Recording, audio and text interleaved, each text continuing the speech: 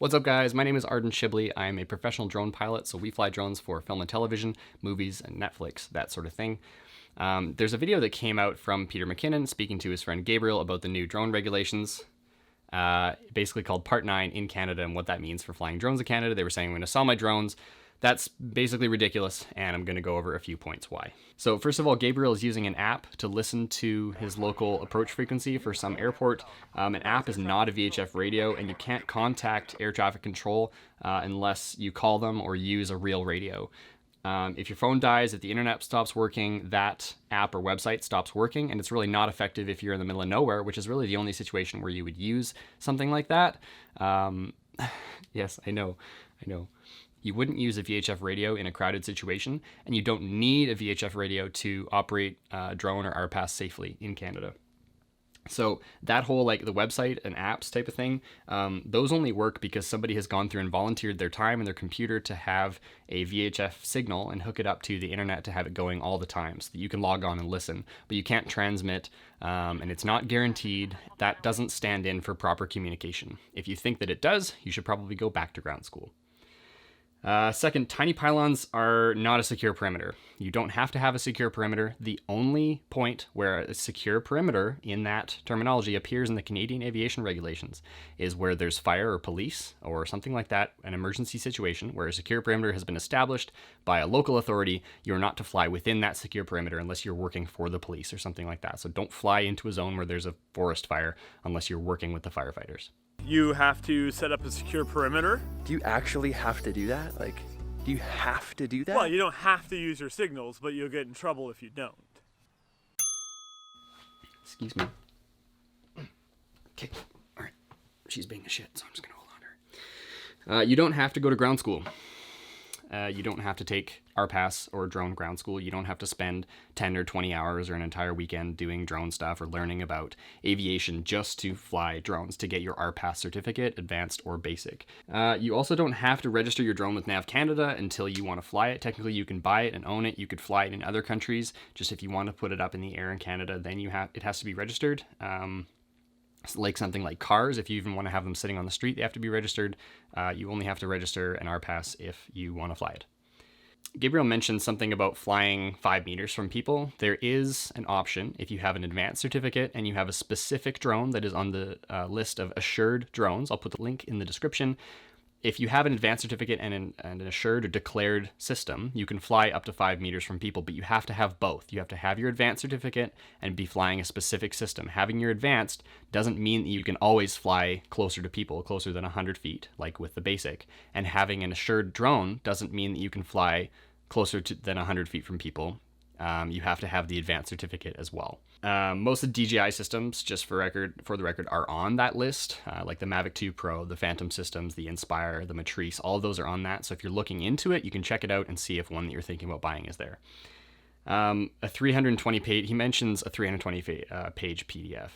No, you don't have to read, no. You don't need to read METARs either. So you have to know how to read a METAR report, which is a weather thing for pilots. You can go through and see specifically what the wind is doing and what it's forecasted. That comes from Nav Canada and meteorologist observations. You don't have to know any of that. You just have to understand basically 2 things. You have to be able to see your drone and see the airspace around your drone and make sure that there aren't aircraft approaching. And if they did, then you would avoid them in that situation.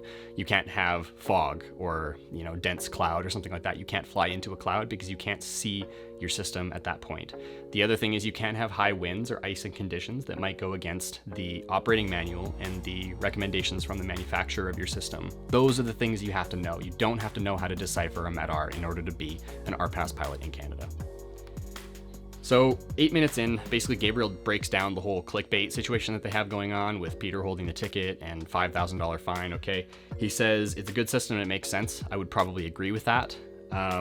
Then Peter goes to Maddie and Maddie compares it to a pilot's license. I'm not getting a pilot's license. I don't need a pilot's license. This is not a pilot's license. It's just like a boater's exam.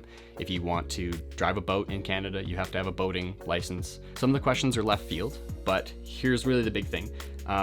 You can log on and you can take the test. There's no time really. I mean, you have 90 minutes to write the test, but just log on and try it. You can quit halfway. It only costs $10. You can just attempt it and see how you do. You can go back, you can do some reading later, you can try it again later.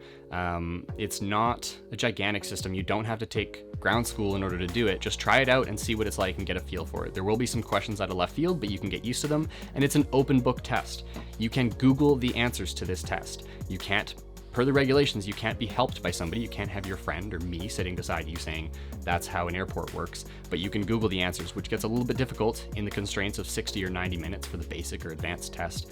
The thing that puzzles me the most is that Maddie and Peter are folks that make their income, they pay the rent with YouTube revenue. So they've spent years making YouTube videos with no guarantee of success, and they've put all this time in to make it work and to film and stay creative and have an audience. But they aren't willing to put the time in to fly a drone, when really you could just attempt this test, you could get it done in a weekend. So it's puzzling to me that folks that have millions of followers on YouTube or subscribers don't have the time or interest to just get a basic license that's not that complicated. Just spend the time, put the work in, and you can do it. So I am now a Transport Canada flight reviewer. So what that means is you can take your basic test and get your basic certificate, or you can take an advanced test, then you get your basic certificate. But if you do a flight review with me, where I say, fly over here, let me see you do this, let me see your checklist, let me see what you would do in an emergency, I will check all the boxes, basically submit that to Transport Canada, and then you have your advanced certificate. There's an in-person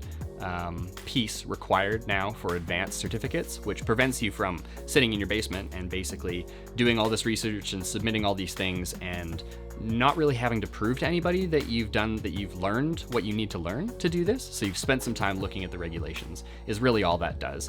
So if you have questions about the flight review process or something like that, the advanced certificate, let me know. I might do a video on it.